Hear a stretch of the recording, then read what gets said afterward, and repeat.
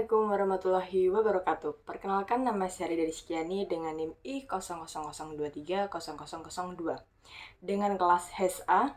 Ini sebagai tugas saya dalam mata kuliah pengantar Mikroekonomi Syariah pertemuan 7. Di video pertama ini saya akan membahas mengenai produksi dalam Islam, meliputi A. Filosofi produksi Islam. Result plus effort of product sama dengan final good. 1. Allah pemilik alam semesta menyediakan sumber daya manusia. 2.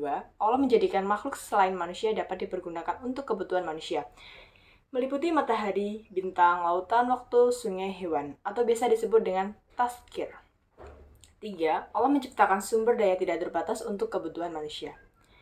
Namun, untuk dapat dipergunakan atau dikonsumsi manusia dituntut untuk melakukan kegiatan usaha produksi. Manusia adalah pengguna atau pengelola sumber daya alam yang Allah ciptakan, sehingga dalam produksinya harus mengikuti aturan-aturan yang telah Allah tetapkan. B. Produsen sebagai khalifah. 1. Posisi manusia sebagai khalifah. 2. Dari sisi produksi, manusia adalah produsen yang memiliki skill yang berbeda-beda. Misalnya, petani ahli dalam menanam padi, koki ahli dalam memasak beras, sehingga jadilah nasi yang siap dimakan oleh kita. C. Sumber daya adalah amanah dari Allah Subhanahu wa Ta'ala. 1. Amanah atau trust merupakan esensi dari setiap kegiatan usaha. 2. Tanpa adanya amanah, tidak akan terjadi transaksi. 3. Orang yang dapat menjaga amanah akan dapat kepercayaan dan sebaliknya. Jadi ketika tidak jaga amanah, orang tidak akan percaya lagi sama kita. D. Tujuan akhir produksi. 1. Islam memandang hasil akhir dari kegiatan produksi adalah prosperity of the earth atau kebaikan bagi bumi dan seisinya. 2. Setiap kegiatan produksi mematuhi masahid syariah. 3. Allah memberikan keberkahan baik di dunia maupun di akhirat. E. Tingkatan produksi dalam Islam. 1. Dahuriyat. 2. Hajiyat. 3. Tahsiniyat. F. Aturan produksi Islam yang dikemukakan oleh Tahir L. pada tahun 1992. 1. Barang dan jasa yang haram tidak akan diproduksi sama sekali. 2. Karena dibutuhkan hanya sebagai sumber daya untuk memproduksi barang mewah atau tahsiniyat, maka produksi barang tahsiniyat ada yang paling rendah. G. Profit maximization. 1. Tujuan produsen Islami sama seperti produsen konvensional, yaitu memaksimalkan profit.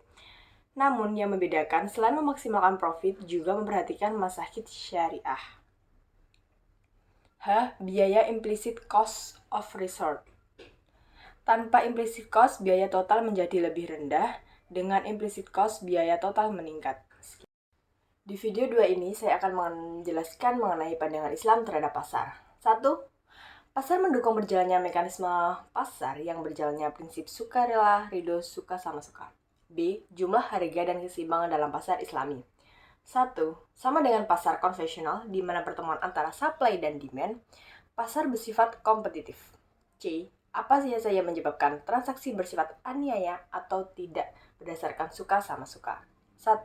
Meliputi talakhi rukban. 2. Mengurangi timbangan. 3. Menyembunyikan cacat barang. 4. Transaksi najasi. 5. Iktikar. 6. Gaban gahish. 7. Transaksi yang mengandung riba. D. Kegiatan membeli yang dilarang. 1. Tamak, rakus, pamer. 2. Membeli sesuatu yang haram. 3. Membeli dari uang yang tidak halal. E. Intervensi pasar dalam Islam. 1. Menetapkan harga minimal ketika dirasa harga pasar terlalu rendah disebut juga floor price. 2. Menetapkan harga maksimal ketika dirasa harga pasar terlalu tinggi disebut juga dengan ceiling price. Sekian video tugas saya. Atas perhatiannya saya ucapkan terima kasih. Wassalamualaikum warahmatullahi wabarakatuh.